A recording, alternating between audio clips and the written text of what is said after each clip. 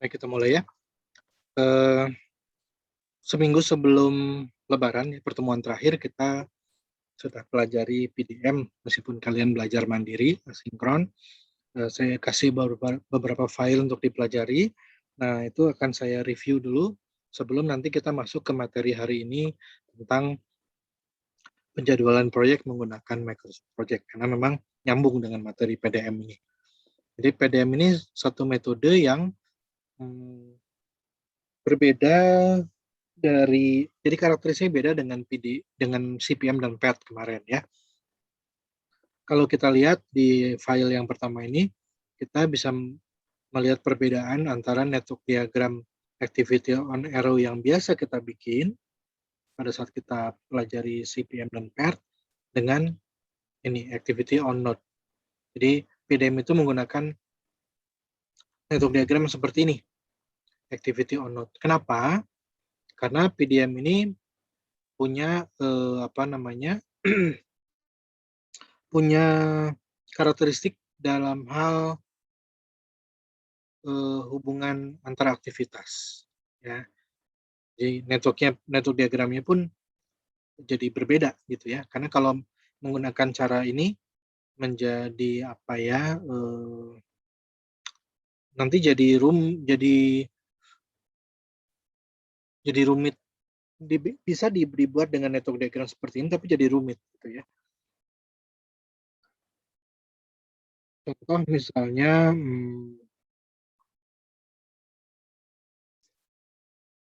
kalau kita bikin network diagram seperti ini gitu ya.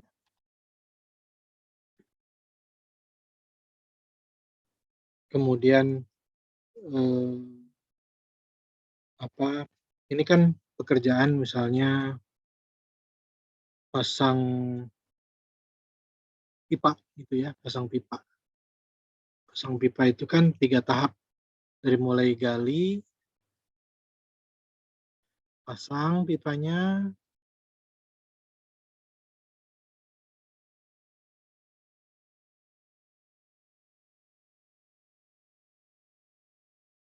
timbun lagi. Ini pada prakteknya tidak dilaksanakan berurutan seperti ini gitu.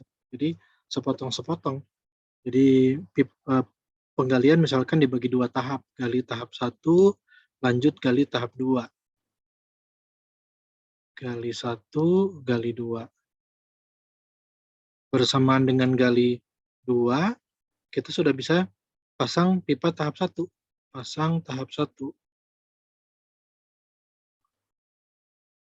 Nanti kalau udah selesai penggalian tahap 2, kita bisa pasang pipa tahap 2.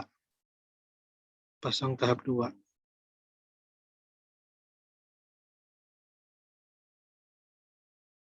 Bersamaan dengan pasang tahap 2, kita sudah bisa timbun tahap 1.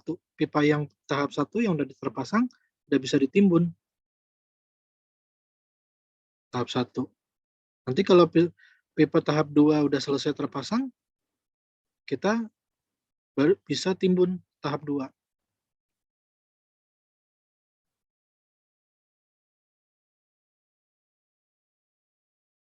Kan jadi rumit.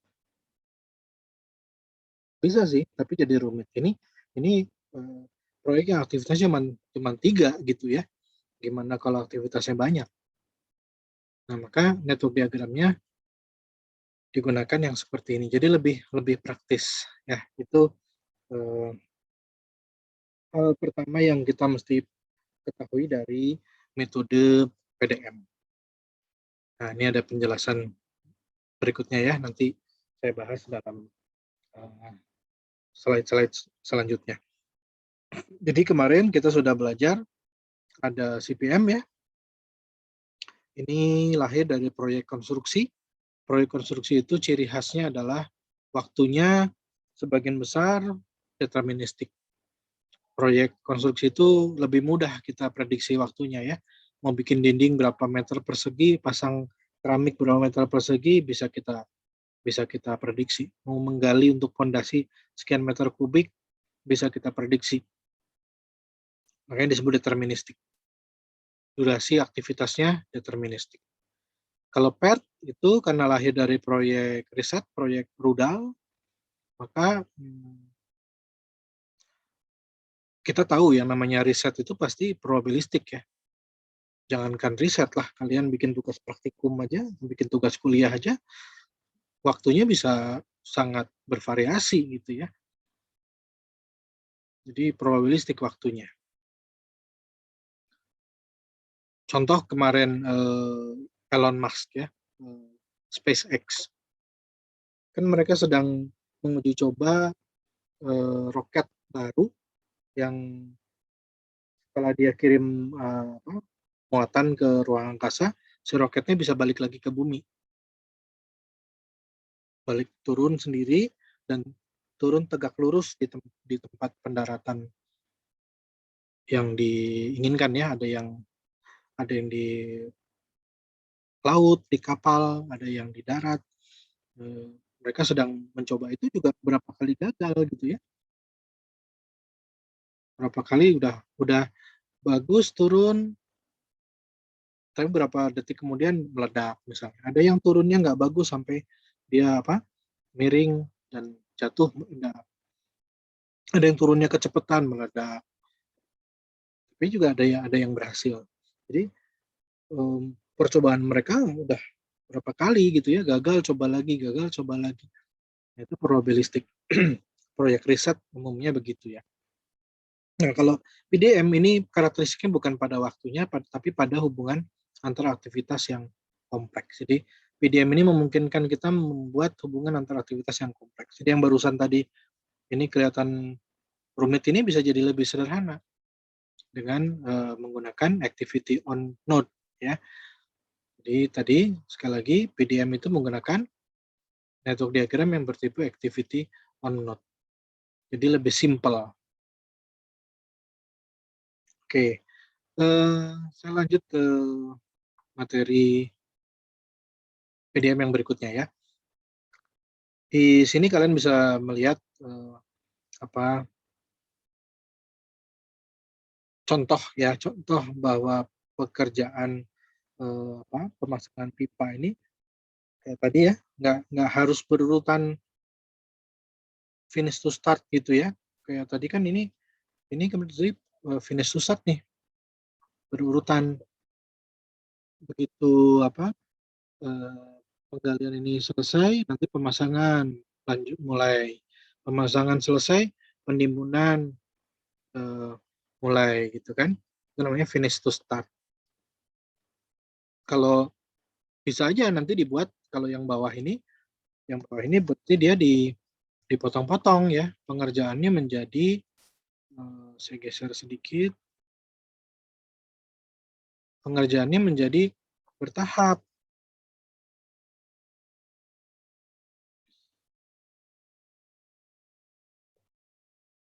Pengerjaannya jadi bertahap.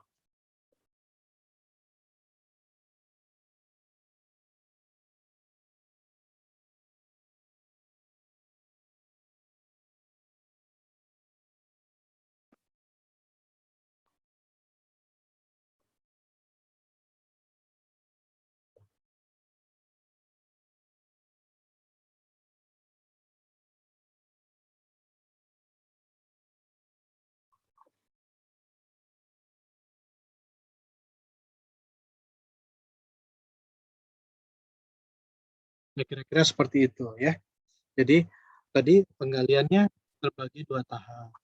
Yang pemasangannya terbagi dua tahap, penimbunan terbagi dua tahap.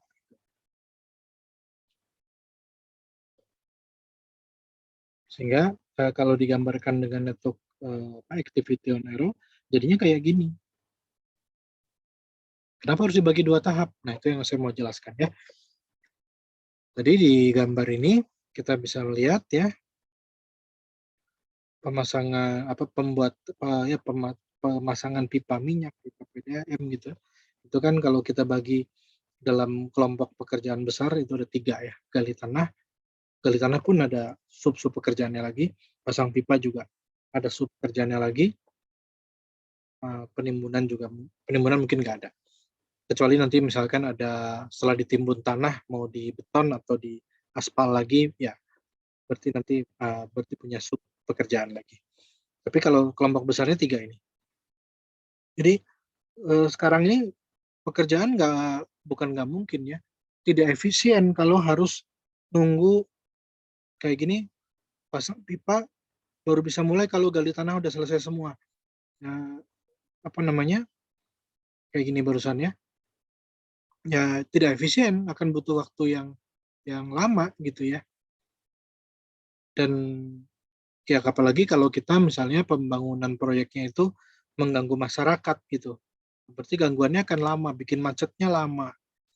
Nah, itu yang nggak bagus. Maka dengan menggunakan AUA dan PDM ini yang memang memungkinkan untuk membuat hubungan antara aktivitas yang kompleks, maka kita ubah hubungannya. Bukan lagi finish to start, tapi menjadi start to start seperti ini. Dari start, jadi startnya pasang pipa ditentukan oleh startnya penggalian tanah. Gitu. Startnya penimbunan dilakukan terkait dengan startnya pasang pipa. Jadi nggak usah nunggu 100% selesai. 50% selesai bisa. Jadi misalkan tanah yang digali panjangnya 1 kilometer gitu ya, mau pasang pipa PDAM atau pipa Pertamina gitu. Nah, gali aja dulu 500 meter. Sambil meneruskan 500 meter sisanya, yang udah digali itu, yang 500 meter pertama udah bisa dipasang pipanya. Sambil terus menggali yang berikutnya. Nah, sehingga nanti diharapkan kalau udah sampai di ujung yang 1 kilometer, pipa tahap kedua udah bisa dipasang. Nah, kapan kita bisa timbun? Kalau pipa bagian pertama tadi udah selesai dipasang, udah dilas, udah diperiksa pakai sinar X ya, untuk memastikan nggak ada kebocoran, ya udah bisa ditimbun gitu. Jadi nggak harus nunggu 100%, sehingga waktunya menjadi lebih singkat. Gitu ya. Itu salah satu. Ada alasan yang lain di sini kita bisa lihat ada beberapa contoh atau beberapa bentuk hubungan ya yang biasa dari kita kenal sejak CPM, itu namanya finish to start. Suatu pekerjaan bisa mulai setelah pekerjaan sebelumnya selesai 100%. Nah, kalau di PDM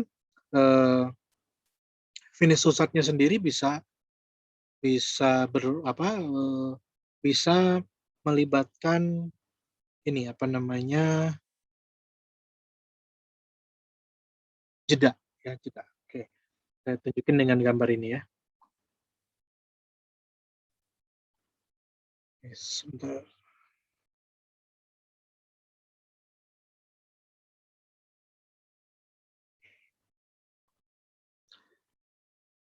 Ini saya punya 2 contoh pekerjaan yang berbeda. Pertama ini dulu, pasang pipa tadi kan menggali, pasang pipa timbun gitu ya. Hubungannya finish to start. Tadi saya coba diubah menjadi start to start. Ini finish to start yang biasa tanpa jeda. Menggali selesai bisa langsung pasang pipa, nggak apa-apa, bisa. Pipanya dipasang selesai, bisa langsung ditimbun gitu ya. Tapi kadang-kadang kita harus membuat hubungan finish to start yang ada jedanya. Contohnya ini, ngecor ya, jalan tol misalnya. Kalau kalian lihat di jalan tol suka ada perbaikan jalan ya, namanya dibeton dulu biasanya, beton dulu, udah bagus, udah kering, nanti baru di aspal, dikasih hot mix, di overlay dengan hot mix. Nah, itu kan nggak bisa habis ngecor langsung aspal kan, harus nunggu kering dulu. Nah, ini jeda. Kata orang teknik sipil, 21 hari katanya kalau mau bagus, kuat gitu ya. Tapi kalau ditambah aditif, dicampurkan aditif di betonan, di beton, adukan betonnya, katanya bisa bisa lebih singkat, bisa 14 atau bahkan katanya bisa 7 hari. Cuman ya itu tadi ada bahan yang ditambahkan untuk mempercepat proses pengeringan. Tapi normalnya 21 hari katanya. Ya, 21 hari ya lama ya. Kalau dipakai ya ini pasti mengganggu ya kalau bisa lebih cepat kan lebih bagus. Jadi katanya ada aditif yang nanti dibesokin supaya nggak usah nunggu 21 hari. Nah, jadi ada nunggu, ya katakanlah tadi 7 hari pun tetap nunggu ya, tetap ada jeda gitu. Jadi jedanya ini nanti kalau pakai AOA ya, kemarin kita bikin selalu pakai AOA, berarti harus sudah dummy untuk menggambarkan aktivitas ini. Karena nunggu kering kan nggak ada aktivitas yang dilakukan, tapi makan waktu. Jadi harus ada dummy sepanjang 21 hari. Atau 7 hari misalnya dengan asumsi pakai aditif gitu ya. Nah, finish susatnya pun kalau di PDM, di AON itu memungkinkan kita bikin yang begini. Kalau di AOA nggak bisa, kita harus tambah dummy ya. Nah, jadi itu bentuk hubungan yang standar lah ya. Ini finish susat ada di AOA juga ada. Nah, di AON ada dengan bahkan memungkinkan kita membuat mungkin pakai gambar inilah ya. Nah, ini ada jeda waktu yang bisa. Jeda waktunya bisa 0 kayak tadi gali ke pasang pipa tuh bisa 0. Artinya selesai gali bisa langsung pasang pipa gitu, nggak usah nunggu. Kalau pengecoran harus nunggu. Jadi ini N-nya bisa 0, bisa lebih dari 0. Itu namanya finish to start ya. Hubungan yang umum lah. Semua kegiatan kita mungkin begitu gitu ya. Ya ada beberapa mungkin yang overlapping. Kalau overlapping gimana? Overlapping nanti kita pakai start to start. Nih ya, start to start. Jadi hubungannya kalau tadi dari finish A ke start B, makanya namanya finish to start. Kalau yang finish to finish, finishnya A hubungannya ke finishnya B. Kalau start to start berarti startnya A berhubungan dengan startnya B. Kalau start to finish berarti startnya A berhubungan dengan finishnya B. Oke, saya bahas satu-satu ya. Tadi finish to start sudah. Ini mah umum, tipikal, hampir semua aktivitas seperti ini. Cuman mungkin kalau di AON nanti kita bisa menggambarkan ada di jarak gitu ya untuk menggambarkan waktu tunggu gitu ya, berapa lama pengeringan beton dan lain-lain. Jadi ada waktu tunggu sekian hari. N-nya ini bisa 0 kalau memang nggak ada waktu tunggu. Selesai A, lanjut B, langsung. Kalau finish to finish, ini saya kasih contoh tentang pembuatan BTS gitu ya. Saya punya contoh di sini. Nah, di proyek itu namanya finish to finish ya, hubungan finish to finish. Tapi kalau ada padannya sebetulnya di manufaktur ya. Di manufaktur itu kita mengenal JIT, ya, just in time. Itu kira-kira setara gitu ya, prinsipnya sama. Kalau di manufaktur, setahu saya perusahaan-perusahaan mobil besar itu sudah menerapkan JIT misalnya untuk mendatangkan ban, gitu ya. Kapan ban didatangkan? Itu nanti dikaitkan dengan selesainya mobil yang mau dipasang ban. Jadi mereka nggak perlu punya gudang besar untuk menyimpan ban dalam jumlah banyak, karena ban yang dibutuhkan itu paling nginap semalam doang. Produksi mobil hari ini jadi misalnya 100 mobil, kalau bannya 5 berarti kemarin itu datang 5 kali 100 mobil, 500 ban. Periksa dulu, gitu ya, kan siap barangnya masuk mesti diperiksa ya. Nah, baru nanti hari ini dipasang. Gitu.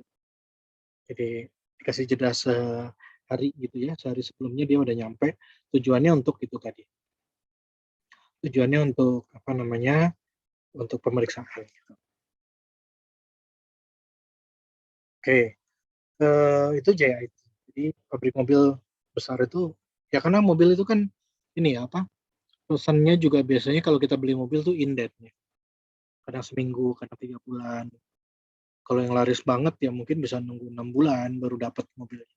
Jadi pabrik mobil udah tahu tanggal sekian akan jadi berapa mobil, butuh berapa ban. Nah, jadi pabrik mobil tinggal ngasih tahu jadwal produksinya ke pabrik ban. Tanggal sekian saya butuh ban sekian, tipe anu.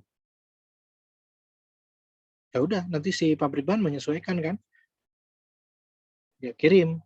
Nah, jadi ini kalau di proyek namanya finish to finish. Kalau di manufaktur just in time, didatangkan pada saat yang pas gitu ya. Ngapain kita numpuk numpuk ban banyak-banyak sehingga perlu gudang yang besar. Nanti aja kalau kalau kemitraannya udah bagus, udah saling paham jadwal produksi masing-masing ya, pabrik mobil bisa mendikte pabrik ban gitu. Datangkan Hamin satu, jumlahnya sekian, udah jelas gitu. Pabrik ban juga senang dapat order yang udah pasti ya, ya punya jadwal. Tanggal sekian butuh ban segini, tipe ini. Tanggal sekian butuh. Ya, udah enak sekali itu. Pabrik tinggal tinggal produksi aja. Nah, kalau di proyek namanya finish to finish. Contoh misalkan tadi tower BTS ya. Tower kita coba amati tower BTS kalau kita lewat jalan tol gitu ya suka kita lihat ya ada BTS di bukit-bukit gitu ya. Ada tiang sutet di tengah sawah gitu. Nah, itu kan ada beberapa hal yang perlu dipertimbangkan. Di sini saya bikin hubungan antara hubungan pengadaan tower dengan pembuatan pondasi. Ya, tower itu kan harus dibuat dan dikirim. Ya, kita pesan speknya begini, tower itu kan ada yang cuman kayak pipa tapi besar gitu ya. Terus ada yang segi empat mengecil ke atas, ada yang triangle, macam-macam kan. Nah, itu kan berarti dipesan dulu. Dipesan, kemudian dibuat oleh pabriknya dan dikirim ke lokasi. Jadi ini pengadaan tuh mulai dari dibuat sampai dikirim. Nah, kapan kita sebaiknya mendatangkan material tower ini? Nanti kalau pondasinya udah kering, udah kuat, udah keras. Misalkan tadi pondasinya bisa selesai dalam 7 hari ya karena pakai pakai apa namanya aditif gitu. Digali, dicor, itu harus kuat namanya pondasi ya. Untuk yang tinggi itu pondasinya harus bagus. Katakanlah 7 hari gitu ya untuk nunggu kering. Nah, jadi nanti tower itu kalau bisa datangnya pas pondasinya udah selesai, udah kering, udah siap. Jadi begitu pondasi kering, begitu towernya datang langsung bisa dipasang, bisa erection istilahnya. Jadi jangan diadakan jauh-jauh sebelum, misalkan diadakan di sini sebelum pondasi dimulai dia udah nyampe si towernya, tiang-tiangnya. Jangan begitu. Kenapa? Karena banyak alasan sebetulnya. Pertama, lokasi ya. Lokasinya biasanya terpencil gitu ya. Jarang banget orang bikin BTS di tengah kota. Nyari lahannya juga susah. Kadang-kadang di atap rumah orang bikin BTS, di atap toko gitu ya. Jarang kita lihat ada BTS di tengah kota tuh punya tempat sendiri gitu, jarang sekali. Kalau di luar kota ya biasanya di bukit-bukit gitu ya. Ada yang kalau sutet biasanya di tengah sawah gitu. Nah itu tempatnya biasanya terbatas gitu ya. Saya pernah lihat waktu saya pulang kampung melewati sebuah desa gitu, jalannya kecil nanjak, itu ada truk besar bawa tiang mungkin ada 4 atau 5 batang gitu ya, besar-besar, triangle, sisinya aja mungkin 60 sentian gitu ya, segitiganya itu. Tingginya mungkin ya kalau tower bisa 20 meter, 25 meter gitu ya. Kalau satu batangnya 5 meter berarti butuh 5 batang, lumayan berat gitu. Melewati jalan kecil, nanjak, mungkin ya itu mau ke bukit mana gitu, lewat jalan kampung situ.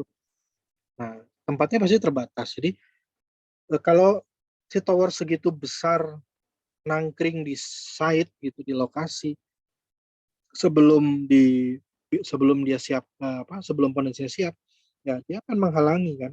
Tempatnya kecil tapi udah kecil ada material-material tower yang ngeganggu gitu ya. Makanya kalau pondasi belum siap jangan jangan jangan suruh datang dulu. Ada alasan lain misalnya kalau digeletakin di tanah begitu aja, korosi lah, kotor lah gitu ya. Atau lebih parahnya dicuri, karena besi itu kan ini ya mahal ya. Eee, Berapa kali kejadian tower-tower Sutet di Sumatera itu roboh gara-gara digergaji orang besinya, digergaji dijual sampai akhirnya towernya nggak kuat, robohlah dia. Beberapa tower saya waktu itu pernah dengar beritanya, roboh gara-gara digergaji. Yang udah berdiri aja digergaji, apalagi yang belum berdiri gitu ya, masih tergeletak di tanah, gampang banget ya. Pekerjanya lagi kecapean, tidur pules, dicurilah si tiang-tiang itu misalnya ya, sangat sangat mungkin gitu. Jadi banyak alasan untuk supaya kita menjadwalkan kedatangan tower ini nanti dikaitkan dengan kesiapan pondasi. Kita tinggal atur waktunya ke pabrik towernya. Saya butuh tower itu tanggal sekian ya, tolong dibuat dan dikirim. Nah, nanti kalau udah jelas jadwalnya, si tower itu kan oke, saya bikin dulu tanggal sekian, terus nanti dikirim. Estimasi pengiriman berapa hari. Nah, datanglah dia sampai saatnya si pondasinya siap. Terus setelah itu ada proses erection, mendirikan, ditegakkan di atas pondasinya. Nah itu kalau di proyek contohnya begitu. Kalau di manufaktur ya pabrik mobil itu kedatangan ban itu diatur berdasarkan kesiapan dari mobil yang mau dipasang bannya. Oke, kalau di proyek ya nunggu sampai pondasinya siap, gitu. Baru dia datang. Mau dibikin H-1 boleh, periksa dulu gitu ya, sambungannya ada yang copot apa enggak dan lain-lain, ada yang keropos apa enggak pipanya dan lain-lain, boleh H-1 gitu ya. Atau mau H+1 atau mau kayak gini, ini plus kalau di sini karena nunggu keringnya 7 hari, saya bikin plus 7 hari gitu. Ya nanti ini tergantung ya seperti apa teknisnya di lapangan. Tapi mendatangkannya berarti datang itu kan berarti finish dari pengadaan ya. Barang datang itu kan berarti finish dari tahapan pengadaan. Itu dikaitkan dengan finishnya pondasi, yaitu pondasinya siap digunakan. Itu. Oke, itu contoh yang finish to finish. Yang satu-satu tadi yang apa? Oh ya ada di materi yang terakhir apa ya? Nah ini nih. Nah ini contoh start to start ya. Ini pipa yang tadinya dikerjakan berurutan, penggalian tanah 100% selesai, lanjut pemasangan pipa, setelah 100% selesai, timbun kembali. Ini hubungannya finish to start tanpa jeda, karena emang nggak butuh jeda ya. Nah, bisa diubah menjadi start to start, yang tadi saya bilang dipotong-potong ya. Ini letak diagramnya tadi, potong-potong. Ya anggaplah biar gampang, durasinya saya bikin sama semua 6 hari, meskipun pasti beda ya, kecepatan menggali, kecepatan pasang pipa itu kan beda. Ini biar gampangnya saya bikin sama 6, 6, 6, lalu setengahnya 50% itu 3 hari berarti ya. Jadi kalau penggalian tanah udah berjalan 3 hari, udah terbentuk lubang gitu, nah yang sudah berlubang itu udah mulai bisa dipasangin pipa kan, sambil nerusin penggalian sisanya yang 500 meter berikutnya misalnya. Sambil masang pipa, dilas, diperiksa sinar X dan lain-lain ya. Mungkin dicat lagi bekas las-lasannya. Oke, terus kalau penggalian tanah yang tahap kedua udah selesai, pasang pipa tahap 2 udah bisa dimulai kan. Ini apa namanya, tidak harus nunggu 100% gitu ya, 50% dulu bisa. Bisa bahkan mungkin bisa 20%, 30% tergantung. Tergantung pekerjaannya apa, durasinya berapa. bisa diatur nanti. Oke, sehingga hubungannya harus kita ubah, bukan lagi finish to start seperti ini, yang biru ini ya, tapi menjadi start to start. Pasang pipa adalah sekian hari, 3 hari setelah, jadi mulai pasang pipa adalah 3 hari setelah penggalian tanahnya mulai. Penimbunan kembali bisa mulai kalau pemasangan pipa sudah berjalan atau sudah dimulai sekian hari, 3 hari misalnya. Gitu ya. Itu maksud dari materi yang ini. Jadi menggambarkan bahwa pekerjaan yang tadinya kita lakukan secara berurutan, 100% harus selesai dulu, baru bisa lanjut ya. Kan ngabisin waktu ya. Kalau kita bicara proyek yang misalkan pipa PDAM depan rumah, sepanjang masih berlubang, mobil kita nggak bisa masuk. Parkirlah jauh, terus kemalingan misalnya, atau bahkan dicuri mobilnya. Ya, artinya kan si proyek PDAM ini merugikan masyarakat gitu ya. Maka nggak boleh lama-lama gangguannya. Jadi pekerjaannya yang tadinya harus nunggu 100% nggak nunggu 100%. Bisa dibikin begini. Gitu ya. Contoh aplikasinya di lapangan. Jadi status SAT itu seperti ini. Gambarnya tadi ada di sini ya. Nah ini nih. Status SAT. Oke, itu contoh status SAT. Yang saya belum bisa kasih contoh adalah status finish. Ini saya udah diskusi dengan orang sipil, orang konstruksi ya, orang mechanical engineering, mechanical dan electrical ya kalau dalam proyek ME itu mechanical electrical. Orang pertambangan, belum ada yang bisa kasih contoh hubungan seperti ini ya. Selesainya B ditentukan oleh mulainya A. Ini saya belum bisa kasih contoh. Saya baru dapat contoh yang 3, FS, FF sama SS. Ngitungnya memang jadi rumit, tapi kalian nggak perlu khawatir ya. Nanti biarin komputer yang hitung. Hari ini kita akan berkenalan dengan Microsoft Project. Nanti biarin urusan hitung-hitungan, biarin urusannya MS Project ya. Oke, itu materi minggu lalu. Saya rasa sudah saya bahas semua. Hari ini kita masuk materi Microsoft Project. Saya sudah siapkan satu panduan seperti ini. Ini panduan yang saya biasa berikan di pelatihan profesional ya untuk orang-orang proyek. Ya cukup banyak sebetulnya ya, tapi untuk kuliah kita ini saya rangkum. Jadi saya ambil latihan 3 yang dimodifikasi untuk sebagai contoh aja bagaimana nanti kalian menyusun sebuah jadwal proyek menggunakan Microsoft Project. Panduan lengkapnya ada di sini. Ini bekas pelatihan di Jasa Marga 2016. Ya ini panduan nanti kalau nanti sih untuk bikin tugas kalian nonton video Zoom aja. Ini kan saya rekam, nanti saya share di e-learning, kalian bisa download dan pelajari untuk bagaimana nanti menginput data proyek. Karena proyek yang mau kita kerjakan sekarang ini proyek kecil. Ini datanya. Saya udah kirim datanya, kalian udah punya. Nah ini nanti harus kalian kerjakan sebagai tugas individu, dikumpulkan hari ini, sebelum jam 12 malam. Nanti ada lagi tugas kelompok, saya juga udah kasih formatnya, jadikan template nanti untuk bikin tugas kelompok. Oke, kita lanjut dulu ke sini ya. Jadi di Microsoft Project itu meskipun mirip dengan Excel bentuknya ya, tapi cara kerja kita di Microsoft Project itu nggak samanya dengan Excel ya. Di sini setelah cover saya tuliskan ada 3 setting awal yang harus dilakukan. Urutannya nggak harus seperti ini, tapi pokoknya 3 ini harus dilakukan. Ya, mulai dari menentukan tanggal proyek ya, project date.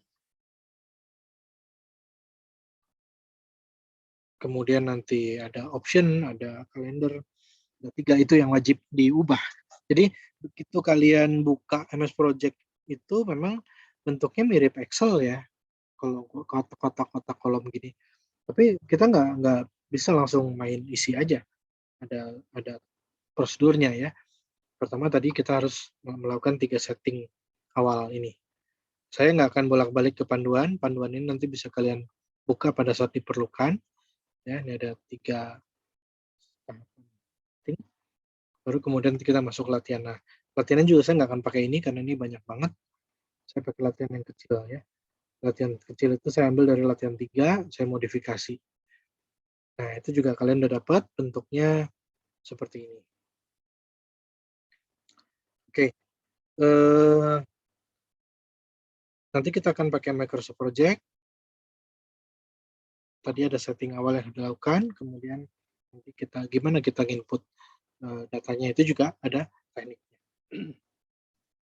Sebelum ke sana saya mau jelaskan dulu bahwa sebuah proyek dia punya data aktivitas seperti ini, data aktivitas proyek, punya data sumber daya. Nah, di tugas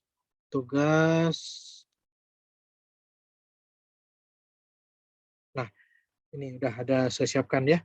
Jadi untuk tugas individu ada soal latihan MS Project ini yang tadi saya tunjukkan.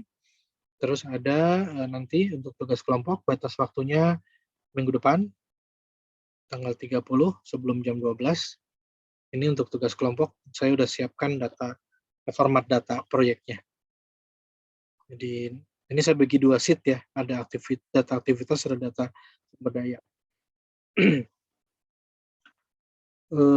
Karena pasti besar proyek kalian, pasti aktivitasnya banyak gitu ya. Nanti dibuatlah nama-nama aktivitas berikut anak cucunya ya, sub-sub aktivitasnya. Ini contohnya. Pondasi itu nggak bisa kita hanya bikin pembuatan pondasi, nggak boleh, harus dirinci. Mulai dari penggalian ya, digali dulu, terus dipasang batu yang besar-besar, terus baru kemudian timbun lagi pinggir-pinggirnya. Saya punya gambarnya kalau nggak salah. Nah, ini kayaknya masih menggali ini, menggali. Nah, nanti bentuknya gini, setelah berlubang, susun batu, nanti ini ditimbun lagi, diuruk lagi. Nah, kira-kira konsepnya begini, jadinya realnya nah gini. Ya. Ini yang bawah ini pondasi batunya udah jadi, di atasnya tadi saya bilang di sini ada slough. Jadi kalau udah ditimbun pinggir-pinggirnya nanti dibuat di atasnya itu, di atas batunya itu namanya slough. Di beton, dicor gitu ya. Ada rangka besinya, ada catakannya, bekisting, ada nanti pengecorannya. Nah, ini bentuknya kira-kira gini. Ini pondasi batunya udah jadi, udah ditimbun pinggir-pinggirnya. Dia lagi bikin rangka besi untuk slough-nya.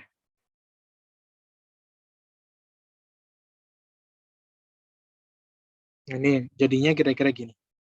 Ya, dicor atasnya. Jadi kuat. Jadi rumah 2 lantai, 3 lantai, dan seterusnya itu akan relatif aman kalau pondasinya bagus kuat gitu ya. Makanya perlu ada pembetonan. Ini catakan kayunya namanya bekisting. Oke.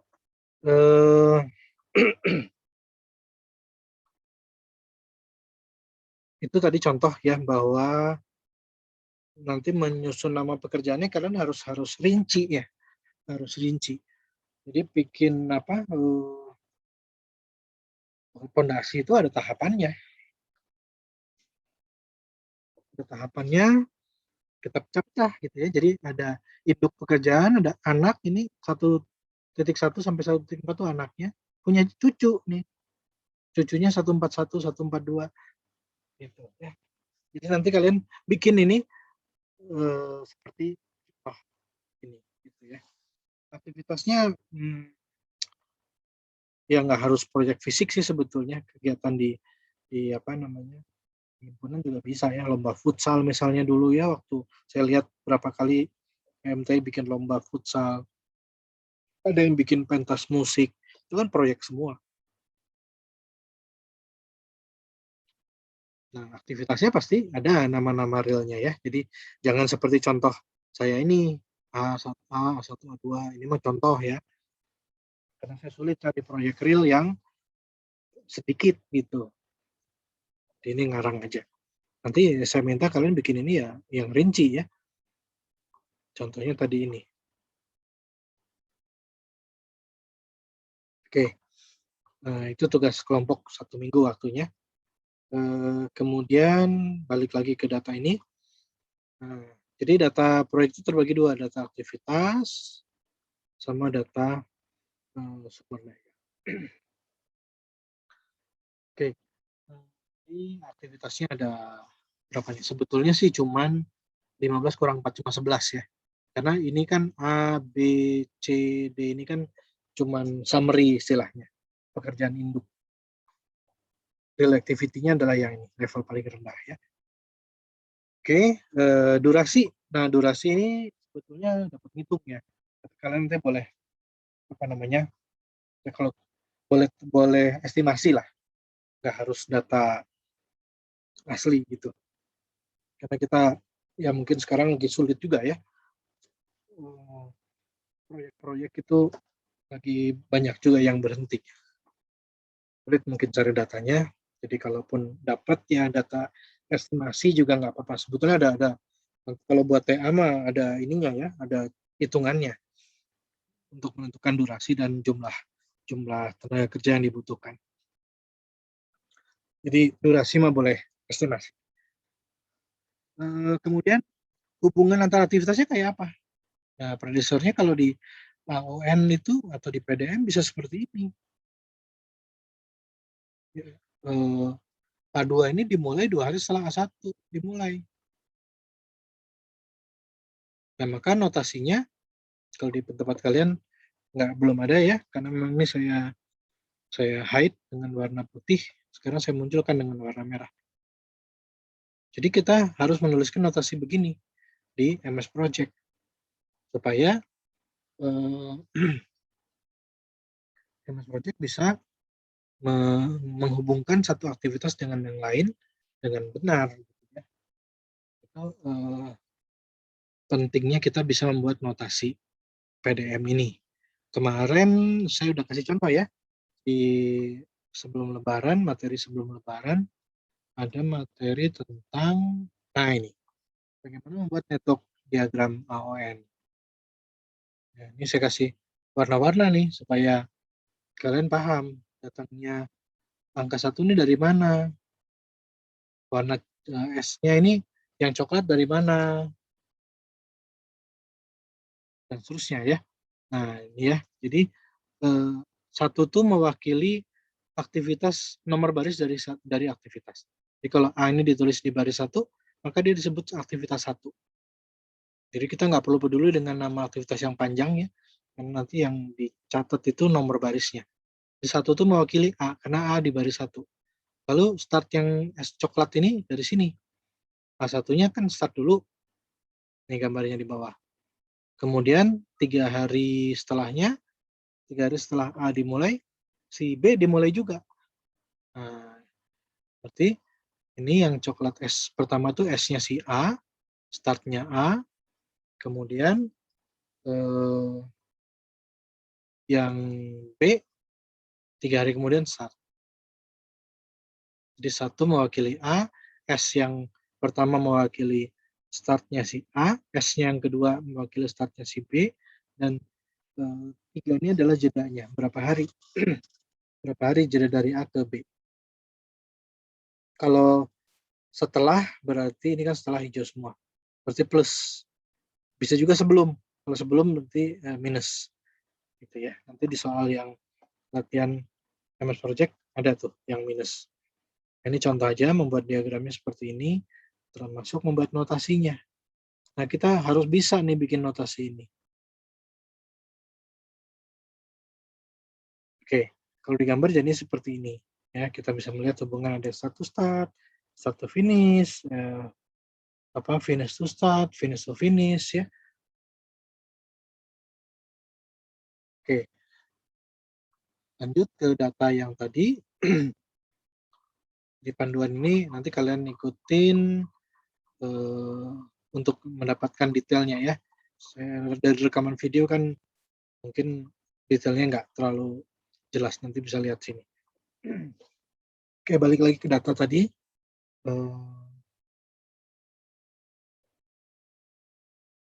Kita udah bicara notasi.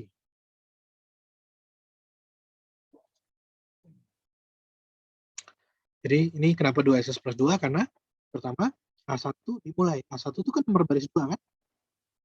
A1 di baris kedua. A1 dimulai berarti 2S ya. 2 start. A1 start. Baris 2. Jadi 2S. Kemudian si A2 ini juga dimulai juga nih, tapi 2 hari setelahnya. 2 hari setelahnya. Jadi 2SS plus 2 gitu ya. Ini ada yang minus karena ada sebelum di sini.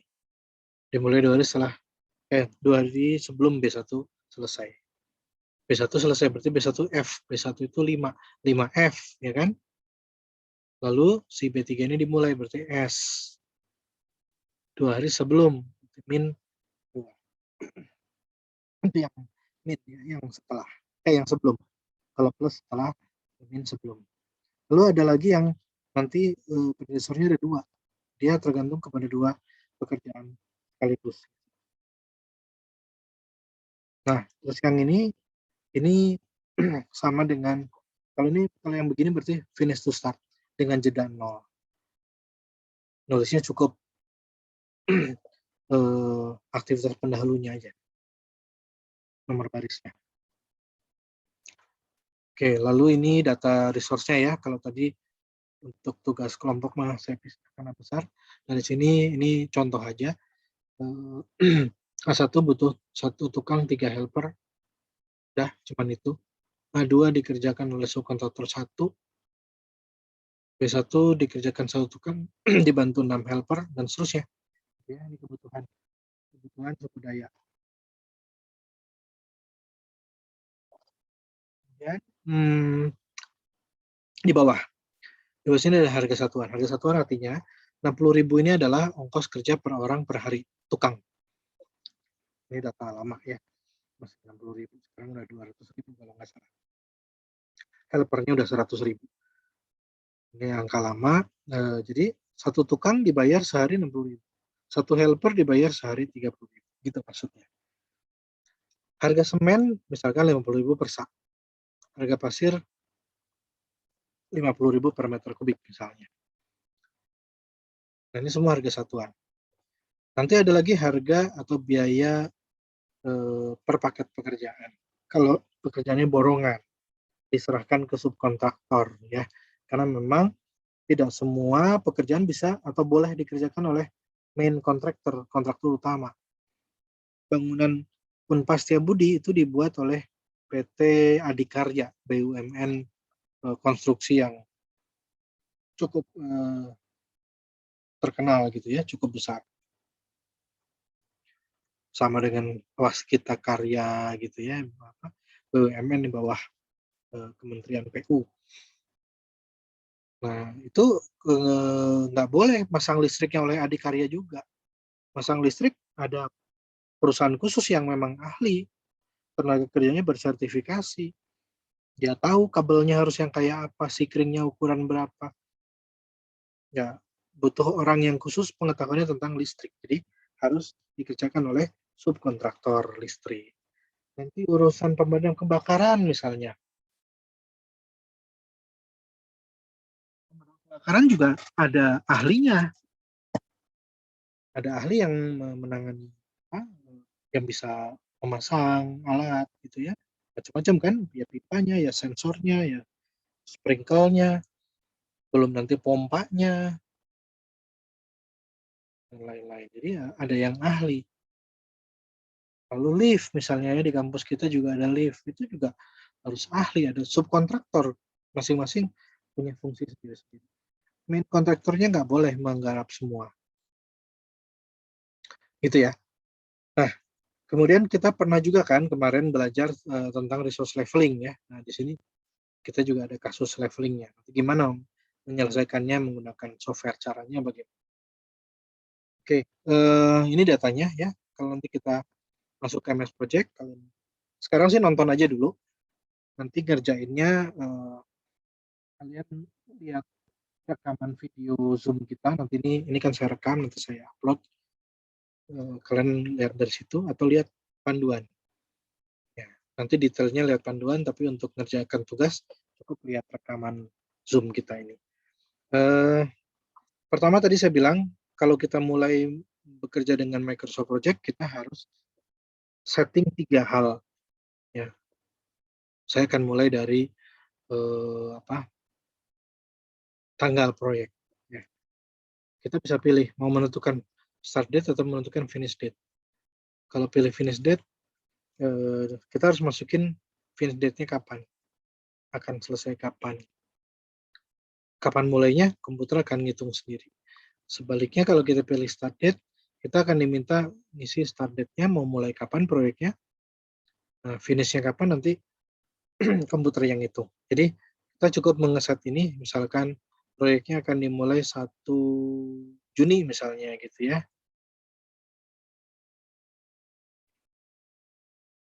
Nah, itu aja kalau kita pakai project date. Itu project date, tanggal proyek. Kemudian yang berikutnya adalah option. Ada beberapa option yang perlu kita ubah. Kalau kalian baru pertama kali nginstall, biasanya ada option yang harus kita ubah. Yang pertama ini currency ya. Currency ini pakai US dollar. Masih ada decimal digit, masih ada sen di Amerika ya. Harga barang $1.25. Itu kalau di luar negeri masih ada.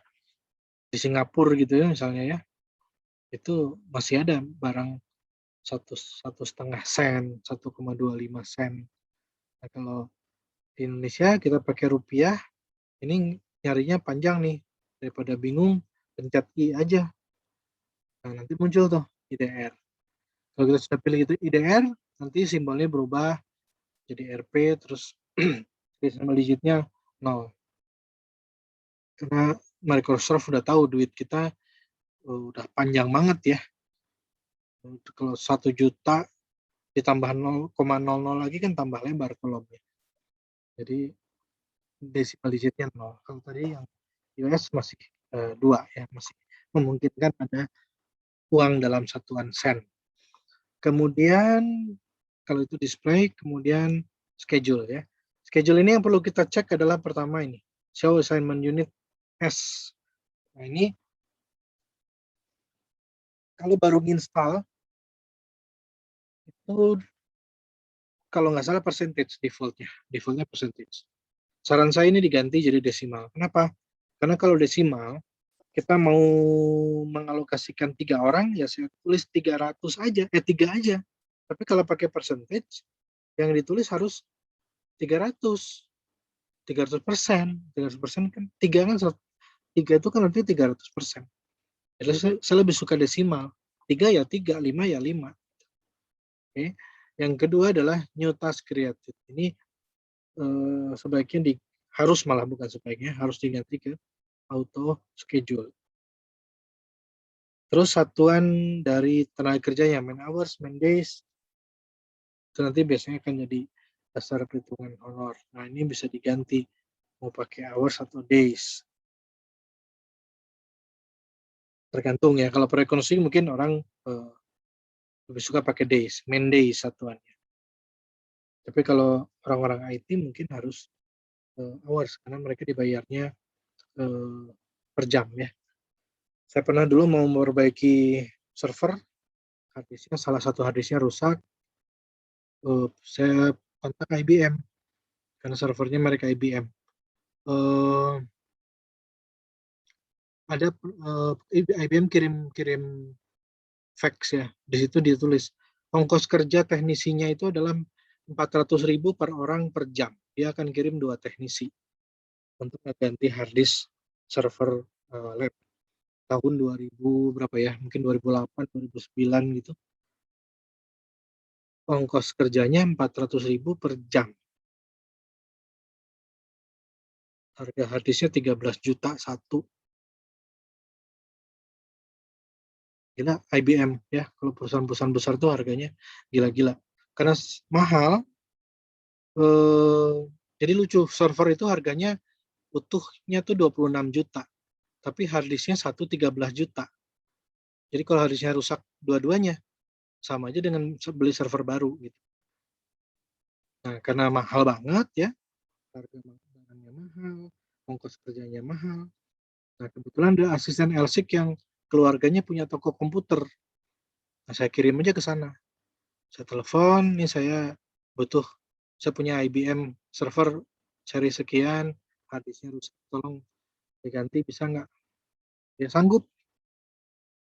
Dia periksa, ternyata hanya dengan 2 juta selesai dapat hard disk yang ya memang mereknya bukan IBM ya, mereknya merek biasa gitu. Kalau yang mahal itu memang mereknya IBM. Nah, dapatlah dengan harga 2 juta barang berikut pemasangan ongkos kerja gitu ya.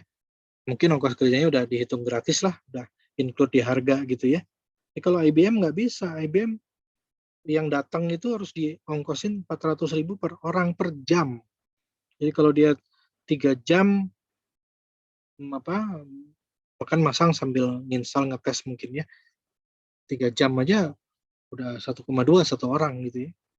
Nah, kalau untuk proyek konstruksi kita bisa pakai days ya. Jadi di option ini schedule kita perlu mengubah, pertama cek apakah udah desimal atau masih percentage, kemudian apakah ini masih manually schedule atau auto. Ini biasanya manually sih kalau baru ya, kita ubah jadi auto. Terus work is entered nya biasanya hours, ini bisa kita ganti jadi days ya. Itu aja dulu, yang option yang lain belum perlu kita ubah sekarang. Oke, itu yang kedua opsi. Yang ketiga adalah working time. Kita di sini bisa mengatur kapan libur, kapan kerja. Di sini ada abu-abu, di sini ada abu-abu, Sabtu Minggu ya, artinya libur. Gimana kalau nanti kita mau bikin Sabtunya mah kerja, liburnya Minggu aja? Bisa. Atau nggak ada libur, Pak, ini proyek penting. Lebaran juga nggak boleh libur. Enggak, itu Pak. Tergantung kebijakan pimpinan proyeknya ya. Nah, tapi sini sebagai contoh saya akan kasih contoh, misalnya kemarin ada libur tanggal 1 Mei itu May Day ya. Tunjuk aja 1 Mei tanggalnya, tunjuk, ketik di sini May Day. Ya, begitu di enter langsung terisi tanggalnya, start finish-nya. Terus lebaran ya, kemarin kita lebaran dari tanggal berapa? 10 sampai 15 ya misalnya. Ya kita blok aja 10 sampai 15. Di bawah May Day kita tulis Idul Fitri. Misalnya gitu ya. Panjangnya 1 minggu nih, 10 sampai 15 Mei. Oke. Itu mendefinisikan hari libur. Oh, dan satu lagi Waisak minggu depan ya, hari Rabu. Waisak. Sorry. Waisak. Tanggal 26 Mei ya. Oke, jadi gitu, ngeset hari libur. Tinggal tunjuk tanggalnya, kasih nama di name. Di blok kalau panjang kayak lebaran, terus taruh kursornya di baris kedua, isi, dan seterusnya. Ya. Oke, ini settingan untuk mengubah kalender kerja. Namanya kalender standar ini ya. Kita lihat ini, oh ya, satu lagi adalah membuat hari Sabtu, mengubah hari Sabtu menjadi hari kerja. Ada tab work weeks. Ya, work weeks ini bisa membuat atau mengubah hari libur jadi hari kerja. Misalkan saya mau ubah hari Sabtu ya, hari Sabtunya mau jadi hari kerja nih, bukan libur. Saya tinggal pilih Saturday dari kotak yang kiri, terus di kanannya ada 3 radio button, pilih yang paling bawah, set days to this specific working times. Kita isi di sini from-nya 8 sampai 12, lalu yang kedua 13 sampai 17. 4 jamnya Microsoft Project begitu, 8 sampai 12, 8 jam ya, 8 jam hari kerja di proyek di MS Project tuh jam 8 sampai 12, lalu istirahat, mulai lagi 13 sampai 17. Jadi 4 jam pagi, 4 jam siang.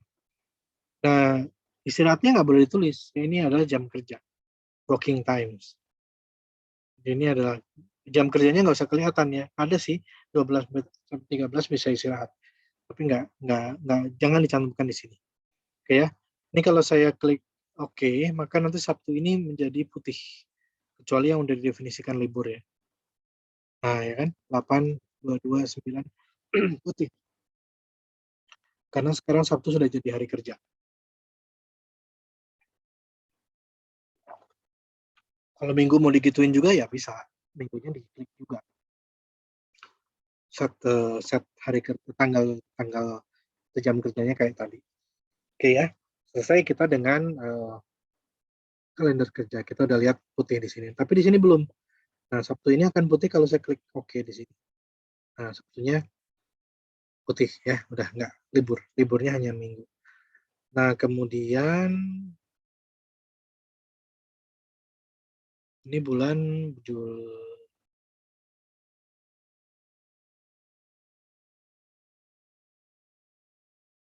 Nah, kita bisa lihat di sini ya, tadi ada libur Lebaran ya, 10 sampai mulai dari 9 kan hari Minggu ke 15 libur. Jadi kita bisa ini ya, bisa lihat kapan kita libur, kapan kita kerja. Oke, itu efek dari tadi change working time. Working time-nya kita edit gitu. Oke ya, selesai dengan itu, kita udah bisa menginput data. Nah, tadi misalkan data saya adalah A, kemudian 1, A2, B, B1, B2, B3, C, C1, C2, C3.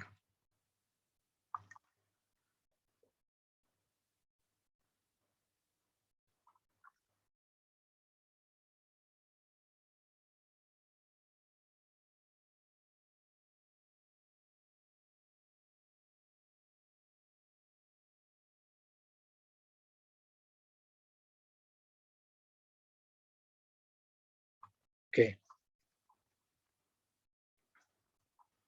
kita udah punya data nama-nama aktivitasnya. A, A1, A2. Jadi A punya anak 2, A1 dan A2. B punya anak 3, B1, B2, B3.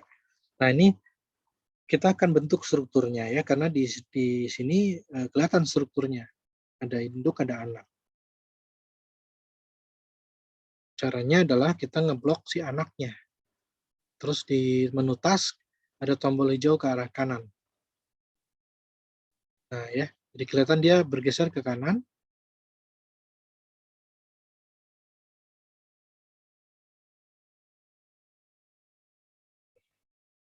Jadi nanti terbentuk summary di sini. Jadi gancarnya berubah. Tadinya jadi dari biru, jadi hitam kayak gerbong kereta barang ya. Kayak ada rodanya 2. Jadi udah kelihatan siapa induk, siapa anak. Kemudian durasi. Durasi ini kita harus ambil dari durasi aktivitas yang levelnya paling rendah. Di sini yang paling rendah adalah anak. Nanti ada C3 ini punya anak lagi, ya levelnya jadi itu C311, C312 gitu ya. Oke, ini ceritanya cuma 2 level. Oke. Nah, yang kita input pada kolom durasi hanya durasi dari aktivitas realnya. Bukan A-nya, bukan B-nya, bukan C-nya. Nah, itu nanti otomatis terisi. Makanya ini yang tebal-tebal ini ya A, B, C ini jangan diisi. Dia akan terisi sendiri. Isi adalah yang perlu diisi adalah aktivitas yang levelnya paling rendah. Nah, contoh di sini A1 adalah 4, A2-nya 8. Nah, ya kelihatan kan? Si A-nya ini berubah. Tadinya 1D dalam pakai tanda tanya, sekarang jadi 8. Kelihatan di sini ya. Oke, saya lanjut dulu.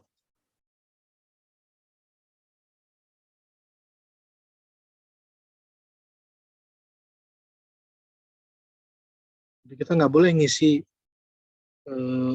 durasi induk yang hitam ini. Hitam dan tebal. Kita isi anaknya 6, 6, 10. Oke. Jadi seperti ini bentuknya ya. Nah, berikutnya kita ngisi predecessor. Predecessor tadi datanya adalah A2 ini dimulai 2 hari setelah A1 dimulai. Nah, A1-nya di baris kedua kan?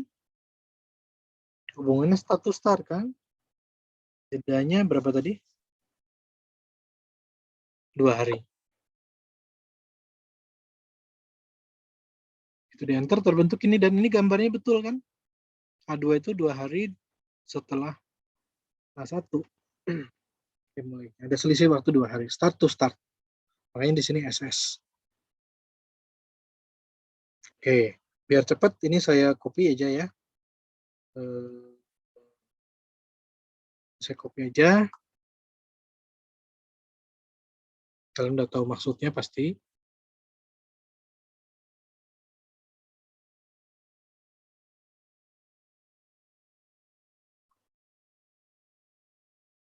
Oke, sebentar, salah. Ini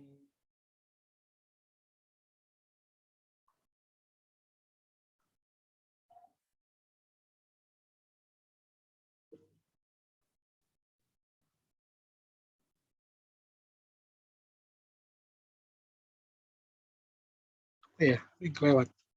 Ini betul, ini betul. Oh iya, D-nya belum saya bikin tadi ya. Lupa.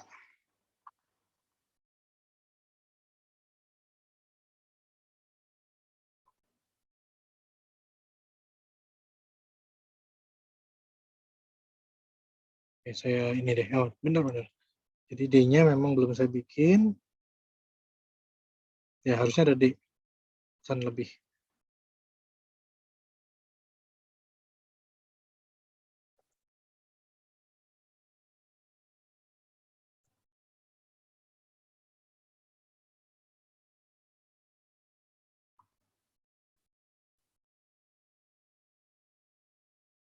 Tadi yang 6, 6, 10 tuh yang D. Yang C-nya 8, 2, 16.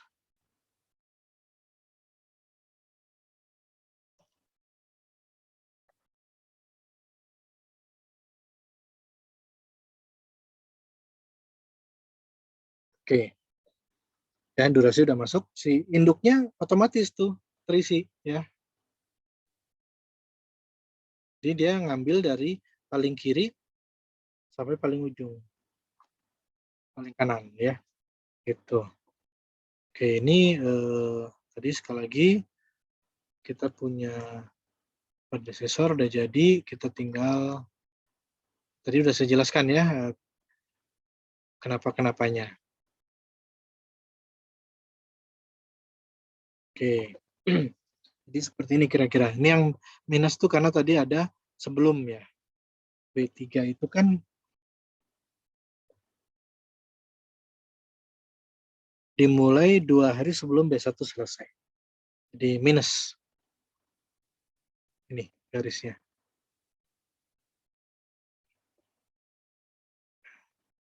Oke, kemudian satu ini adalah FS0 ya. Jadi kalau ini hasilnya sebetulnya ini kan B1 itu ceritanya dia dikerjakan B1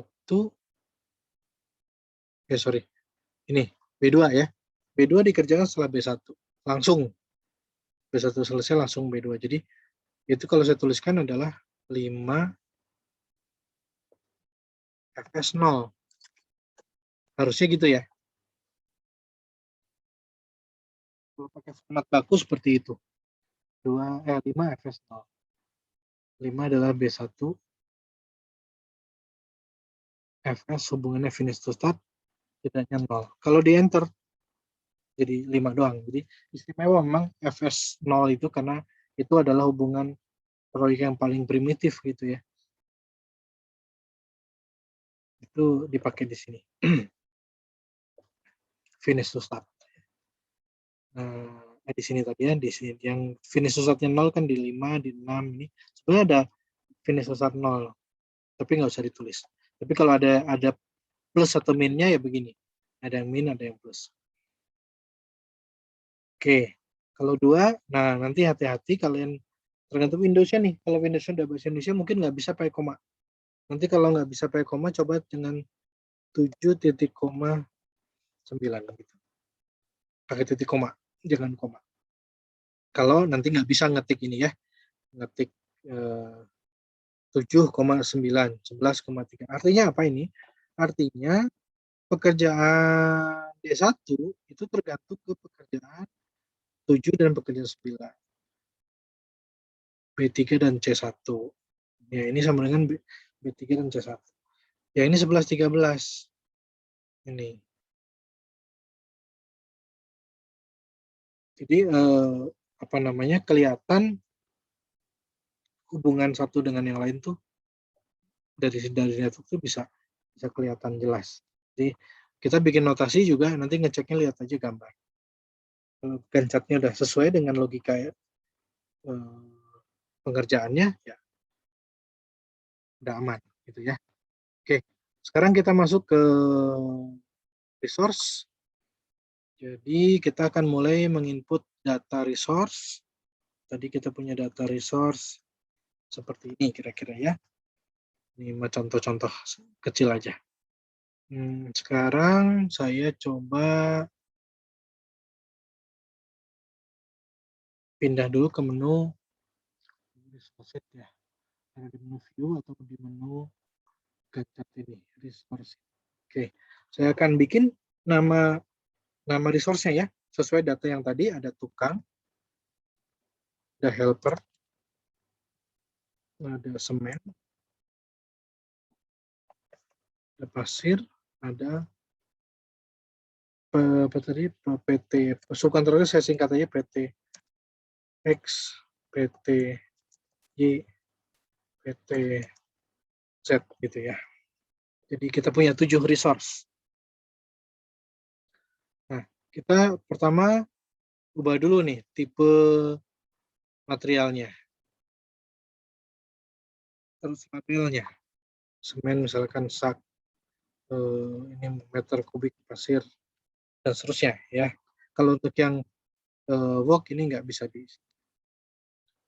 Oke, inisial sama grup nggak penting. Nah, ini penting, maksimum unit. Namanya maksimum unit. Tukangnya ceritanya kalau di data ya cuma ada 5. Helpernya cuma ada 10. Nah, ini bisa jadi masalah. Oke, sekarang rate. Nah, ini rate itu adalah biaya-biaya. Cuma hati-hati di situ.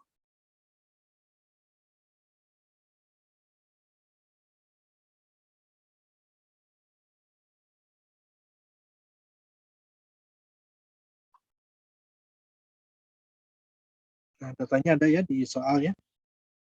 Berapa rate dari masing-masing tadi 50.000 per orang per hari. Cuma hati-hati nih, ini bukan HR ini. Yang HR ini bukan hari, tapi hour. Hati-hati. Jadi nanti masukkan 60.000 harus ditambah per day supaya jelas. Kalau HR tuh hour maksudnya, bukan hari ya. Oke, saya lanjut ya. Lanjut dengan mengisi standar rate tadi 60.000. Nah, ini kalau 60.000 doang jadi hour. Yang betul adalah 60.000 per day. Kasih per day gitu ya. Oh, cuman ini tadi belum lupa apa ya opsinya. Schedule. Oh iya, ini belum kesimpan.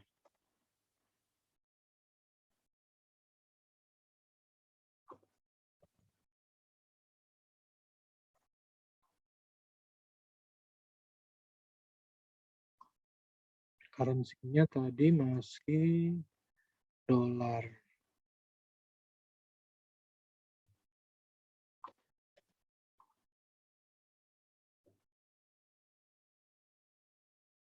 Nah, dan udah rupiah ya.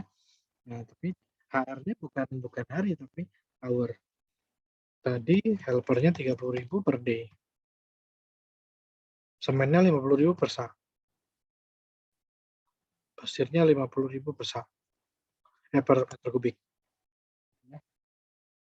Overtime rate ini untuk lembur, karena nggak ada lembur kita nggak perlu isi. OVT overtime ya. Nah, yang berikutnya adalah cost per use. Ini untuk subkontraktor ya. Karena subkontraktor kan kerja berdasarkan kontrak. Jadi ada kontrak untuk pasang listrik berapa, pasang lift berapa. Nah, itu masuknya ke cost per use. Ya, kalau terjemahkan secara langsung mah cost per use, ongkos sekali pakai gitu ya. Sekali kita pakai jasa dia, kita bayar berapa. Tadi ada di kontrak nilainya kan. Oke. Jadi di sini kita isi 1 juta ya.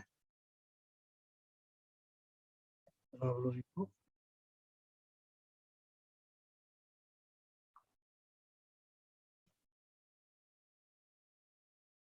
500.000. Oke. Itu data ongkos subkontraktor.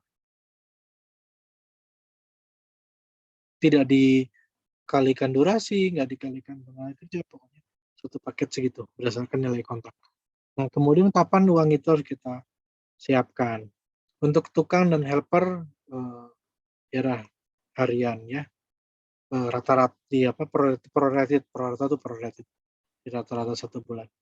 Nah, untuk semen dengan asumsi nggak boleh ngutang, maka kita harus bayar di muka di hari pertama maksudnya. Jadi semen pasir karena kita mau bikin dinding, beli bata, beli semen, beli pasir, gitu ya. Itu asumsinya, kalau asumsinya nggak boleh ngutang, berarti misalkan sekarang hari ini jam 8 pagi mau pasang bata, ya hari ini juga saya harus sudah siapin uang untuk bayar bata. Karena bata dikirim langsung dibayar. Ya kalau boleh ngutang sih bisa nanti gitu ya. Bisa kapan-kapan gitu. Tergantung nanti perjanjian. Tapi kalau asumsinya nggak boleh ngutang ya kita pilih ini. Kemudian untuk subkontraktor itu biasanya dia bisa dibayar terakhir kalau pekerjaan sudah selesai. Bahkan untuk proyek yang agak lebih besar, itu pembayarannya bisa termin ya. Termin 1 uang muka berapa persen. Termin kedua kalau progres sudah 50% dibayar berapa. Termin ketiga pekerjaan selesai bayar berapa. Tapi biasanya ada yang ditahan. 5% misalnya ditahan untuk garansi. Ya, garansi misalkan 1 bulan. Dilihat dalam 1 bulan ada kerusakan nggak? Kalau ada suruh perbaiki. Kalau enggak ya tadi 5%-nya ditahan sampai sampai benar, sampai oke baru diberikan. Gitu ya. Nah, soal kalender tadi kita udah punya kalender standar ya yang kita utak-atik.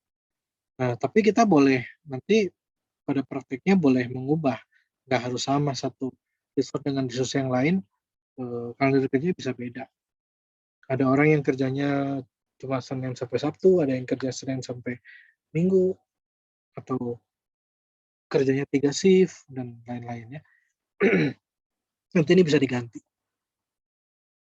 Kita bisa tambahkan kalender versi kita,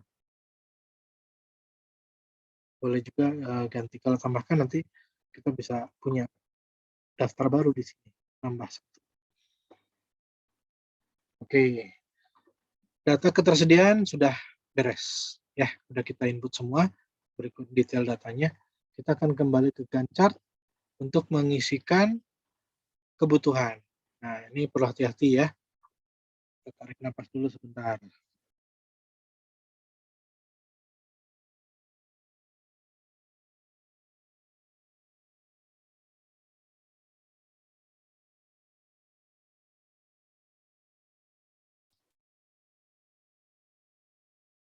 Hati-hati di sini karena pertama ada beberapa hal yang perlu diperhatikan. Ini urutannya sekarang nggak sesuai ya dengan apa yang kita input tadi di resource sheet. Resource sheet saya ngetik tukang duluan, habis itu helper, habis itu semen, terus pasir. Tapi di sini urutannya diubah ya, sorted by alphabet. Jadi H itu kan paling kecil, paling jauhnya T. Ya, ini diurut abjad. Tapi nanti kalau udah terisi dia akan naik. Yang udah terisi udah diurutkan di atas. Diurutkan juga tapi di atas. Yang belum diisi diurutkan juga tapi di bawah. Oke. Nah, sehingga karena dia urutannya bisa berubah-ubah, sehingga kita perlu hati-hati pada saat mengisi. Misalnya nih, pada saat saya mengisi untuk A1 ya. Nah, pertama kursor kita pastikan harus berada pada A1, pada baris A1. Dimanapun boleh, pakainya di sini tertulis A1. Oke, nah saya masukin tukang nih. 1, helper 3. Ini jangan, cara kerjanya jangan kayak Excel. Kursor kita mana ya, pasir, helper di sini. Saya klik di sini. Nah, berubah posisinya gitu. Jadi yang betul itu setelah ngisi tukang enter dulu. Setelah dia berubah posisi baru kita ngisi helper yang resource yang berikutnya yaitu helper misalkan 3 ya. Enter. Jangan lupa gitu. 1 enter. Terus kalau kalau salah gimana? Misalkan ya si A1 ini kan butuh tukangnya 1 nih. Harusnya saya ketik 1, tapi karena salah pencet, yang kepencet angka 2 lalu terlanjur enter, maka kan jadi salah. Itu harusnya 1 nih, bukan 2. Nah, ini juga sekali lagi bukan Excel ya, jadi hati-hati. Kita nggak boleh langsung mengganti 1 deng bukan 2, diganti tuh angka 2-nya jadi angka 1. Kalian bisa perhatikan nih di C berapa si A1 ini awalnya 4 hari ya. 4 hari ini.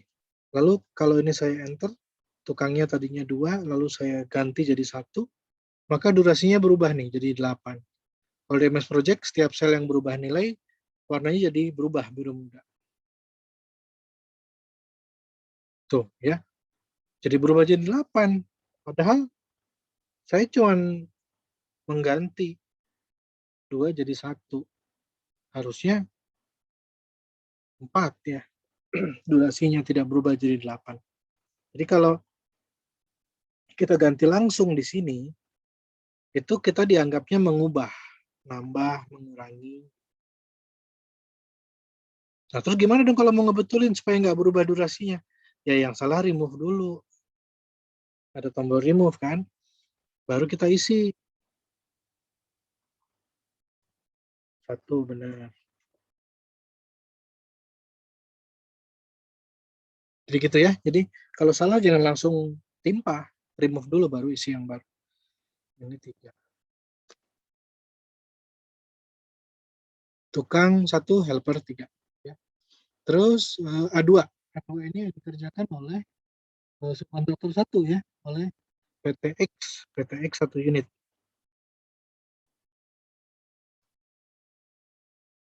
Kemudian B1 oleh 1 tukang 6 helper. 1 tukang helper 6, mungkin di pengecoran helpernya banyak gitu ya. Terus ke B2 ya, B2. Kursornya kita ini aja, kita jangan lupa kita geser-geser. Kita pindahkan sekarang ke B2. Kita pindah B2. B2 itu dikerjakan oleh subkontraktor 2. PT 1 unit. Kemudian B3. 4 helper, semennya 5, pasir 1. 4 helper, semen 5,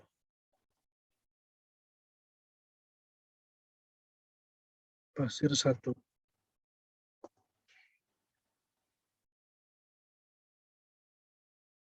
Oke. 4, 5, 1. Oke. Sekarang ke C1 ya. C1 ini hanya dikerjakan oleh helper 2 orang.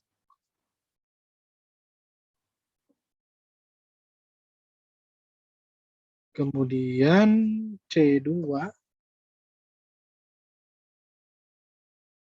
sama C3 sama nih, 1, 2, 1, 4 ya. 1 tukang, 3 helper. 1 tukang, 4 helper.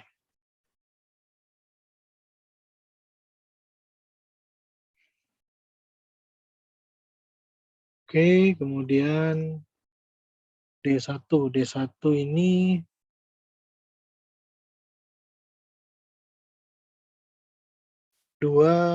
butuh 2 tukang, helper 5. 2 tukang, helper 5.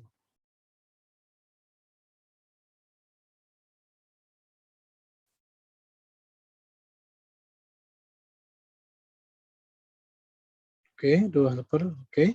D2-nya dikerjakan oleh tadi ada yang kelewat nggak? PTY udah, PTZ di sini. PTZ 1 unit.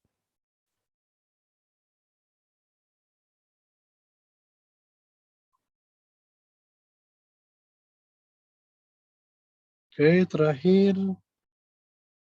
D3 dibutuhkan 2 helper. Nah, gitu ya. Terisi semua nih. Udah, mudah-mudahan betul, nggak ada yang salah.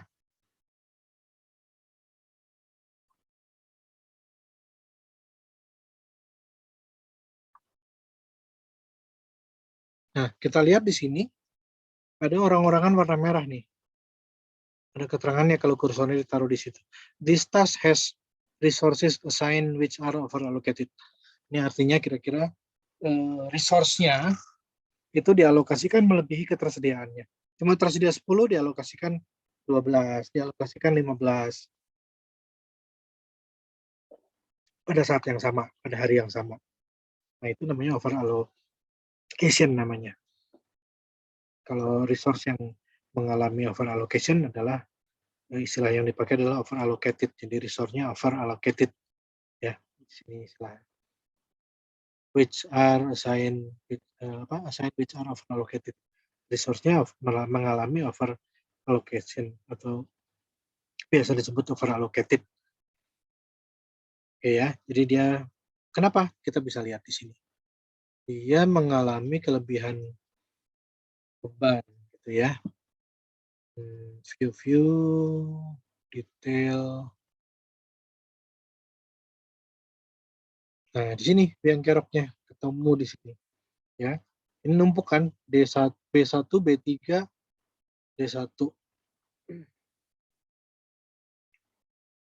Pekerjaannya bersamaan gitu ya, sehingga pada saat seperti ini butuh 6, di bawah butuh 5 jadi 11. Di sini nambah lagi nih, ini 6 bawahnya 11, ada yang baru lagi. Berapa tadi? Ini si B3 ya. B3 tadi kan cuma 2, B1 sama D1. Sekarang ada lagi B3. Nambah beban lagi, makanya sampai jadi 15. Ya 15 betul ya. Ini kebutuhannya di bawah. Nah, gimana ngatasinnya? Nah, kita pernah belajar leveling ya, manual. Sekarang pakai software.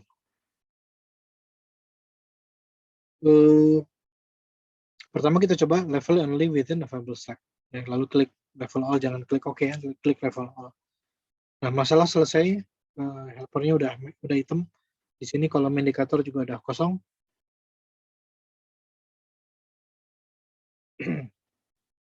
Oke, udah beres masalahnya. Tadi saya menggunakan option level only within available stack. Jadi kita hanya boleh menggeser, kita hanya mengizinkan MS Project menggeser sepanjang seleknya. Aktivitas itu punya selek 3 ya, jangan digeser 4. Itu maksudnya level only within overload. Kita coba dulu dengan option ini. Kalau berhasil seperti barusan ini, aman berarti ya. Tapi kadang-kadang pada kasus lain, kalau kita centang option 1, ini masih ada orang-orangan warna merah 1, 2. Nah, berarti mungkin kita perlu nambah waktu. Jadi ini dilepas. Nanti dia akan menggeser, diizinkan melewati batas atau nilai slack-nya. Ya, waktu penyelesaian proyeknya bisa nambah memang. Yang tadinya diperkirakan 90 hari mungkin bisa jadi 100 hari. Karena apa ya? Ya karena tadi sumber dayanya nggak cukup. Jadi yang 90 hari itu bisa dianggap sebagai target yang tidak realistis gitu. Yang realistis mungkin yang 100. Karena yang 100 hari misalnya ya. Apa nggak cukup kalau sumber daya yang ada tuh nggak cukup untuk bisa dijadwalkan gitu ya kalau waktunya dibatasi. Jadi boleh nanti kita revisi. Kalau memang masih masuk ya, masih oke, ya nggak apa-apa. Tapi kalau ternyata nambah waktu nih jadi masalah, ya mungkin ya kita harus cari cara lain gitu ya. Tapi merevisi dari target awal 10 menjadi target awal 90 menjadi 100 itu boleh-boleh aja. Yang realistis adalah yang 100 berarti. Nah, itu bisa dilakukan dengan level only ini nggak dicek, nggak dicentang gitu ya. Nah, berikutnya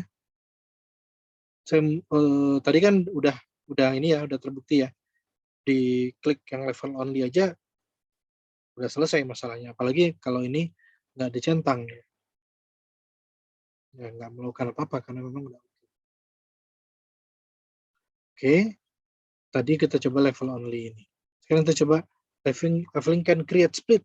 Nah, jadi kita melihatnya apakah ada pekerjaan yang bisa di split apa enggak. Opsi yang kedua kita klik level all. Nah, kita melihat nih D1 di split. Dia kerja dulu 2 hari lalu resource-nya dipinjam. Lalu nanti apa namanya? Setelah selesai balik lagi. Mulai lagi maksud saya. Jadi itu lanjut lagi kapan-kapan kalau udah resource-nya udah tersedia lagi gitu. Itu namanya splitting. Nah, cuma splitting ini kalian harus pastikan memang memungkinkan gitu ya. Jangan sampai misalkan splitting itu jatuhnya di pengecoran, misalnya pengecoran balok. Balok itu bagian atas lantai 1 yang jadi rangka untuk lantai lantai 2 ya. Nah, contohnya ini dia lagi bikin logistiknya, cetakannya. Nanti ke bawah, nanti atas ini mau bikin rangkanya ya. Ini ada besi, nanti dicor. Namanya ini balok. Kalau ini kepotong gitu ya, pekerjaan kepotong ya nggak akan nyambung nanti, nggak bagus. Jadi pengecoran mah harus sekaligus, nggak boleh sepotong-sepotong. Nah kalau misalkan D1 ini pengecoran ini jangan pakai splitting. Nggak mungkin pengecoran balok itu pakai splitting. Itu aja yang perlu diperhatikan pada saat nanti kita menggunakan option ini. Option yang lain nggak mungkin saya bahas sekarang ya karena memang apa yang kedua ini nggak perlu, yang berikutnya belum bisa dilakukan karena kita belum menggunakan ini booking type ini. Manual schedule levelingnya manual ngapain juga ya, mendingan otomatis. Oke, jadi itu tadi pilihan-pilihan. Sebaiknya sih yang pertama ini diaktifkan gitu ya, dicentang. Tadi udah terbukti bisa menyelesaikan masalah. Pada kasus lain belum tentu bisa begini. Belum tentu bisa langsung bagus lagi. Oke, jadi tugas ini tugas individu ya. Setiap orang bikin ini sekarang dikerjakan sekarang, dikumpulin batas waktunya nanti malam sebelum jam 12 ya. Tapi yang tadi satu lagi yang menyusun data proyek itu adalah proyek kelompok. Nanti kalian ini ya bikin kelompok. Saya tunggu nanti di WA. Saya berharap nanti nggak ada kelompok yang sama topiknya gitu. Ya, saya coba, nah ini nih, saya copy ya. Ini buat nanti kelas B. Formatnya kayak gini. Siapa yang udah punya kelompok nanti silakan mengisi ini.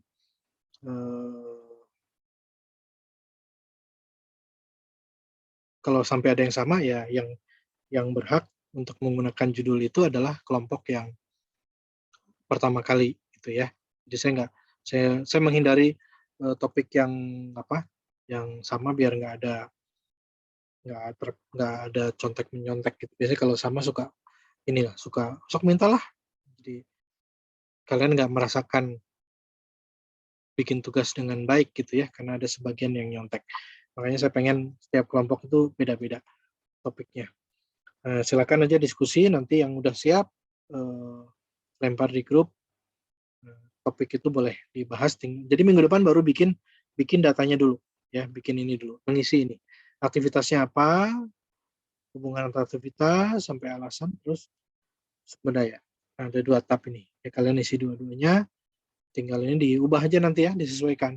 Contohnya ini tadi. Kira-kira seperti itu yang saya inginkan untuk WBS-nya. Dikelompokkan, dibagi-bagi lagi. Ini dulu untuk tugas minggu depan. Jadi ini diuploadnya paling lambat minggu depan sebelum jam 12. Jadi ya, mau Senin ya, mau masuk Senin. Oke, jadi itu materi kita dari mulai yang PDM minggu lalu ya. Sekilas, kalian juga sudah mungkin dari merangkum, udah dapat lebih banyak gambaran. Nah, barusan kita terapkan PDM itu pada Microsoft Project ya. Di notasi-notasinya itu kita masukkan sehingga terbentuk Gantt chart yang sesuai dengan logika. Gitu. Tadi pertama ada masalah ya, ada orang warna merah, lalu kita lakukan leveling.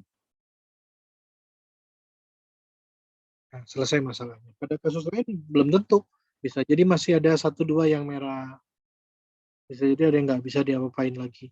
Nanti kita melakukan adjustment gitu ya. Oke, selesai nih masalahnya. Jadi proyek ini, jadwal ini bisa dilaksanakan karena sudah oke, tidak ada masalah dengan sumber daya. Gitu ya. Waktu tidak berubah. Ya udah, aman, jalan, bisa jalan. Jadi kalau waktunya nambah, kita mesti lihat. Masuk nggak? Lebihi nggak? Gitu ya. Oke, jadi hari ini itu saja dulu. Jadi kalian boleh ya kalau udah punya MS Project-nya silakan mulai. Kalau belum ya install dulu. Di e-learning saya udah siapkan ya, kalau nggak salah di paling atas itu. Kalian bisa download. Kalau gagal karena nggak cocok dengan Windows-nya, mungkin perlu beli. Saya beli di Tokopedia, lisensinya cuma 30.000 kalau nggak salah, apa 35 gitu ya. MS Project 2019. Itu resmi. Jadi dia beli lisensi jumlah besar lalu dijual eceran. Jadi makanya jatuhnya murah. Softwarenya download ada nanti dikasih linknya resmi dari situsnya Microsoft. Nanti setelah diinstal minta serial number, nanti itu dari beli lisensi kita dikasih serial numbernya. Jadi kita bisa pasang software resmi ya dengan harga murah. Saya beli di Tokopedia. Saya beli Office sama project-nya nih satu set gitu ya, satu seri sama serinya. Karena untuk bikin report segala macam, versi Office sama versi project-nya ini harus sama. Jadi 35.000 kali 2 software cuma 70.000, udah dapat software resmi. Ini yang 2019, ini saya dapat dari Tokopedia ini. Kalau yang 2010 ini dari Unpas, gratisan juga. Unpas berlangganan Microsoft, salah satunya Microsoft Project. Tapi udah lama, sekarang udah nggak ada lagi MS Project, adanya cuma Windows sama Office. Makanya sekarang saya beli di Tokopedia, harganya juga nggak mahal. Kita bisa dapat tuh MS Project. Kalau nggak cocok dari yang ini ya, karena di sini kan saya kasih link untuk download. Kalau ini nggak bisa, boleh coba yang dari Tokopedia. Barangkali ada apa perbedaan versi atau perbedaan kernel gitu ya. Mudah-mudahan sih dari yang ini, yang gratisan ini, kalian bisa apa namanya, download dan install gitu ya. Nanti cobain latihan 2 tadi, soal latihan yang ini.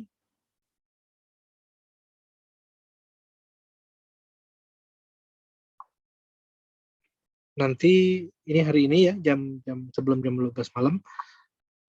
Satu lagi yang untuk tugas kelompok ini batas waktunya minggu depan. Oke, itu aja. Barangkali kalau mau ada pertanyaan dulu boleh, silakan. Kalau nggak ada, paling saya tunggu dulu yang kelompok ya. Tunggu kelompok. Kalau udah oke, kalian nanti besok atau lusa kalau udah sepakat gitu ya, anggota kelompok udah sepakat, bisa di-upload di e-learning. Jadi e-learning hari ini panjang waktunya, karena saya kasih waktu untuk tugas kelompok itu sampai minggu depan ya. Oh sebentar, yang ini belum di-set ini. Yang ini belum di-set. Ini masih hari ini ya. Harusnya sampai tanggal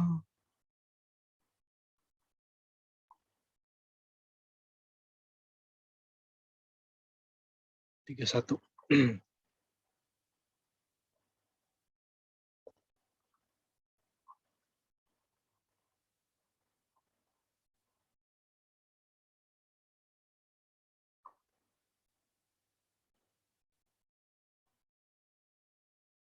Tugas kelompok ya 31 ya.